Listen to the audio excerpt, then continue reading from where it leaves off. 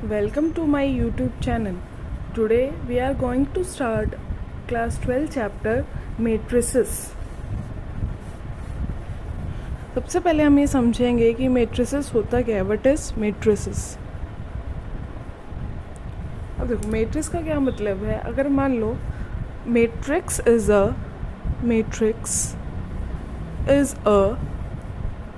rectangular array of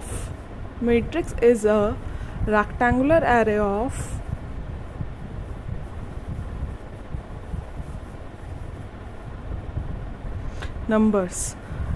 array का क्या मतलब है. arrangement. what is the meaning of array? arrangement. अब हम इस एग्जाम्पल से समझेंगे. मान लीजिए कोई लड़की है राधा, ठीक है. उसके पास क्या है, 15 नोटबुक्स हैं. क्या है, 15 नोटबुक्स हैं.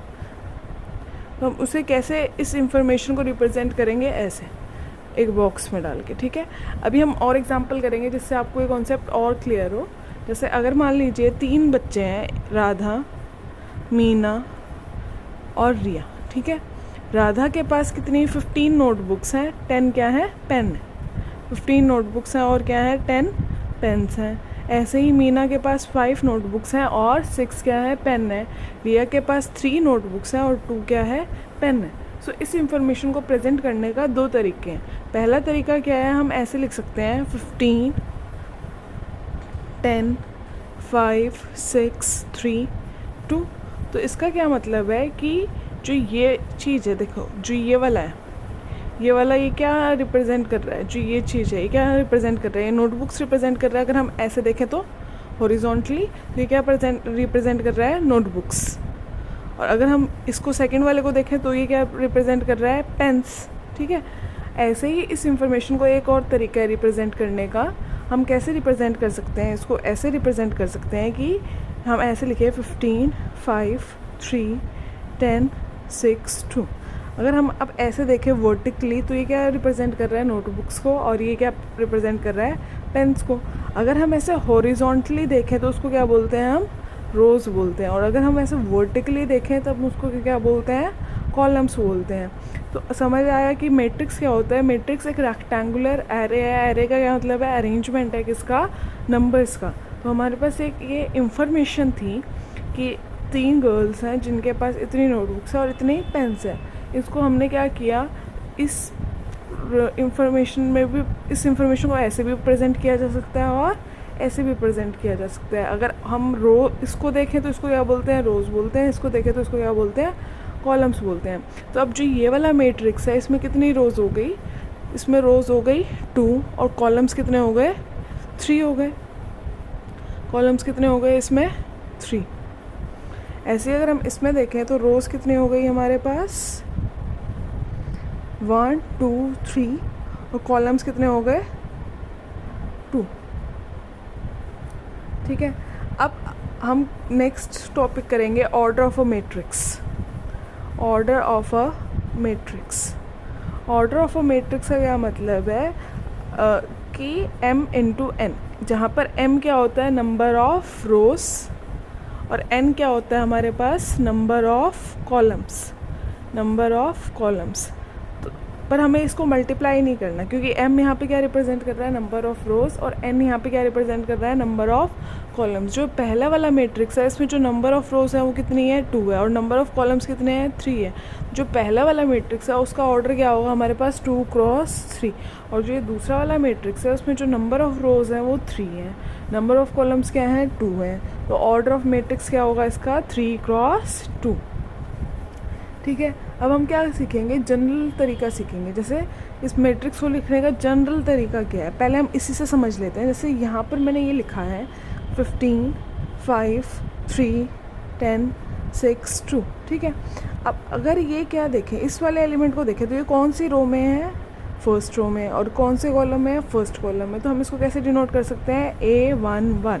जो पहला वाला एलिमेंट है वो रो को डिनोट करेगा, जो दूसरा वाला एलिमेंट है वो किसको डिनोट करेगा, कॉलम को. अगर ऐसे ही इसको देखें कि इसमें कौन से में है, पहली रो में है, और कॉलम में कौन से है, दूसरे में. ऐसे ही ये वाला एलिमेंट पहले रो में है और तीसरे कॉलम में है. ये वाला एलिमेंट देखो दूसरी वाली रो में है और कॉलम वाले फर्स्ट में. ऐसे ही ये दूसरे वाले कॉलम में और दूसरे वाली रो में है, ये दूसरे वाले रो में है और कॉलम थर्ड में है। ऐसे ही हम इसको रिप्रेजेंट कर सकते हैं जनरली। कैसे रिप्रेजेंट करेंगे इसको, देखो इसमें ये देखें तो ये कौन सी रो, इसको ये देखें तो ये कौन सी रो में है, फर्स्ट रो में है और फर्स्ट कॉलम में है। और ये वाला एलिमेंट मेरा फर्स्ट रो में है, सेकंड कॉलम में है। ये सेकंड रो में है और फर्स्ट कॉलम में, सेकंड रो में और सेकंड कॉलम में। ये थर्ड रो में है और फर्स्ट कॉलम में, ये थर्ड रो में है और सेकंड कॉलम में। अब ये तो हमने पर्टिकुलर एग्जांपल लेके किया, अब हम जनरल तरीका सीखेंगे कैसे लिख सकते हैं कि अगर मान लो हमारे पास m रोज़ हो और n क्या हो, कॉलम्स हो, तो हम कैसे रिप्रेजेंट कर सकते हैं किसी भी m क्रॉस n मैट्रिक्स को। देखो हम क्या लिखेंगे, ऐसे लिखेंगे सबसे पहले। अब देखो सबसे पहले हमें क्या लेना है, फर्स्ट रो फर्स्ट कॉलम। अब यहाँ पर क्या आएगा, फर्स्ट रो तो फर्स्ट ही रहेगी, कॉलम क्या रहेगा, सेकंड रहेगा। अब ऐसे ही रो तो फर्स्ट ही चल रही है, बट हमारे पास कितने कॉलम्स दिए गए हैं, n कॉलम्स दिए गए हैं, तो यहाँ पे क्या आएगा, n आएगा। ऐसे ही देखो यहाँ पे सेकंड रो है, कॉलम कौन सा है, फर्स्ट है। यहाँ पे सेकंड रो है, कॉलम कौन सा है, सेकंड है। अब देखो रो तो सेकंड चल रही है, बट कॉलम कौन सा है, n है। अब एक चीज़ देखो यहाँ पे कितनी नंबर ऑफ़ रोज़ है हमारे पास, m नंबर ऑफ़ रोज़ है और कॉलम कितना, कौन सा कॉलम चल रहा है, फर्स्ट। ऐसे ही यहाँ पे क्या आएगा, am2 और यहाँ पे कि mth रो है और कॉलम कौन सा है, nth। तो ये क्या तरीका है जनरल कि हम कैसे एक n क्रॉस m मैट्रिक्स को रिप्रेजेंट कर सकते हैं। अब हम नेक्स्ट टॉपिक करेंगे types of matrices. Types of matrices में टाइप्स ऑफ मैट्रिसेस में जो फर्स्ट मैट्रिक्स है वो क्या होता है हमारा, रो मैट्रिक्स। कौन सा होता है, रो मैट्रिक्स। रो मैट्रिक्स का क्या मतलब होता है, जिसमें सिर्फ और सिर्फ एक ही रो होगी। जैसे अगर मैंने ऐसे लिखा 4 1 3, देखो इसमें कॉलम कितने हैं, 3 है, बट रो कितनी है, 1 है ओनली। तो ये क्या हो गया, रो मैट्रिक्स हो गया, जिसमें सिर्फ और सिर्फ एक ही रो होगी, बट जो नंबर ऑफ़ कॉलम्स होंगे वो एक से, जो नंबर ऑफ़ रोज़ हैं वो क्या होगी, एक ही होगी, बट नंबर ऑफ़ कॉलम एक से ज़्यादा हो सकते हैं। सेकंड क्या है हमारे पास, कॉलम मैट्रिक्स। सेकंड क्या है हमारे पास, कॉलम मैट्रिक्स है। कॉलम मैट्रिक्स का क्या मतलब है, जिसमें सिर्फ और सिर्फ एक ही कॉलम होगा। अब देखो इसमें कॉलम एक है बट रो एक से ज़्यादा है। थर्ड मैट्रिक्स क्या है हमारे पास, स्क्वायर मैट्रिक्स। क्या मैट्रिक्स है, स्क्वायर मैट्रिक्स है। स्क्वायर मैट्रिक्स का क्या मतलब होता है, जिसमें क्या हो, नंबर ऑफ़ रोज़ और कॉलम्स बराबर हो। जैसे क्या हो, नंबर ऑफ़ रोज़ और कॉलम्स बराबर हो। जैसे मैंने ये एग्जांपल लिखा, इसमें जो नंबर ऑफ़ रोज़ हैं वो कितनी है, इसमें 2 है, और जो नंबर ऑफ़ कॉलम्स हैं वो भी क्या है, 2 है। तो ये क्या हो गया, स्क्वायर मैट्रिक्स हो गया, जिसमें नंबर ऑफ़ रोज़ भी बराबर होती हैं और नंबर ऑफ़ कॉलम्स भी क्या होते हैं, बराबर होते हैं। उसको क्या बोलते हैं हम, स्क्वायर मैट्रिक्स बोलते हैं। नेक्स्ट मैट्रिक्स है आइडेंटिटी मैट्रिक्स। कौन सा मैट्रिक्स है, आइडेंटिटी मैट्रिक्स। आइडेंटिटी मैट्रिक्स का क्या मतलब है, जिसमें क्या होगा, देखो यहाँ पे हमने ऐसे सीखा था ना, जहाँ पे ये इक्वल है, मतलब नंबर ऑफ़ जो रो है और कॉलम सेम है, जैसे 1 1 है, 2 2 है, 3 3 है, यहाँ पे जो रो है और कॉलम में वो इक्वल है, वहाँ पे एलिमेंट की वैल्यू क्या होगी, 1। वहाँ पे एलिमेंट की वैल्यू क्या होगी, 1 होगी, और बाकी जगह एलिमेंट की वैल्यू हमारी क्या होनी चाहिए, 0 होनी चाहिए। उस मैट्रिक्स को हम क्या बोलते हैं, उस मैट्रिक्स को हम क्या बोलेंगे, आइडेंटिटी मैट्रिक्स बोलेंगे। देखो यहाँ पे A11 A22 और A33 क्या है, 1, बाकी सारी एंट्रीज क्या है, 0 है, तो उसको हम क्या बोलेंगे, आइडेंटिटी मैट्रिक्स बोलेंगे। क्या बोलेंगे, आइडेंटिटी मैट्रिक्स बोलेंगे। नेक्स्ट है हमारे पास डायगोनल मैट्रिक्स। नेक्स्ट क्या है हमारे पास, डायगोनल मैट्रिक्स।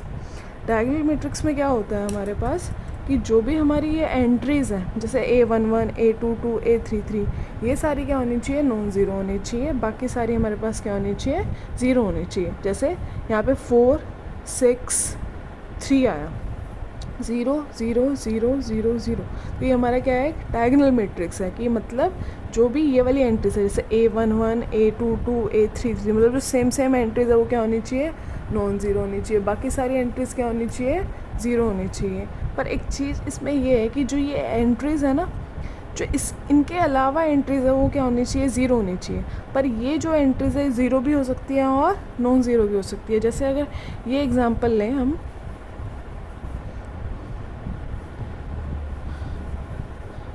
तो ये भी एक क्या है, डायगोनल मैट्रिक्स है। This is also a diagonal matrix, क्योंकि जो नॉन डायगनल एंट्रीज हैं वो क्या है, ज़ीरो है। डायगनल पे ज़ीरो भी हो सकता है और नॉन ज़ीरो भी हो सकता है। And last one scalar matrix, last one है हमारा स्केलर मैट्रिक्स। स्केलर मैट्रिक्स में क्या होता है कि जो भी डायगनल पे एंट्रीज़ हैं वो सारी क्या होनी चाहिए, सेम होनी चाहिए। जैसे यहाँ पे 4 0 0 0 4 0 0 0 4, तो यहाँ पे क्या होनी चाहिए, सारी की सारी एंट्रीज़ क्या होनी चाहिए, सेम होनी चाहिए जो डायगनल पे हैं। तो हमें एक चीज़ पता चलती है इससे कि एवरी स्केलर मैट्रिक्स, हर एक स्केलर मैट्रिक्स हमारे पास क्या होगा, एक डायगनल मैट्रिक्स होगा। हर एक स्केलर मैट्रिक्स क्या होगा, हमारे पास डायगनल मैट्रिक्स होगा। पर जो डायगनल मैट्रिक्स है, जो डायगनल मैट्रिक्स है वो हमारे पास स्केलर नहीं होगा। Diagonal matrix is not a scalar matrix. तो आज हमने क्या क्या सीखा कि सबसे पहले हमने सीखा कि मैट्रिक्स क्या होता है, नंबर ऑफ़ रोज़ क्या होती है, कॉलम्स क्या होते हैं, जनरल फॉर्म क्या होती है और टाइप ऑफ मैट्रिसेस होते हैं। इससे हम नेक्स्ट क्लास में करेंगे। मेरे चैनल को सब्सक्राइब करें, लाइक करें, शेयर करें। Thank you.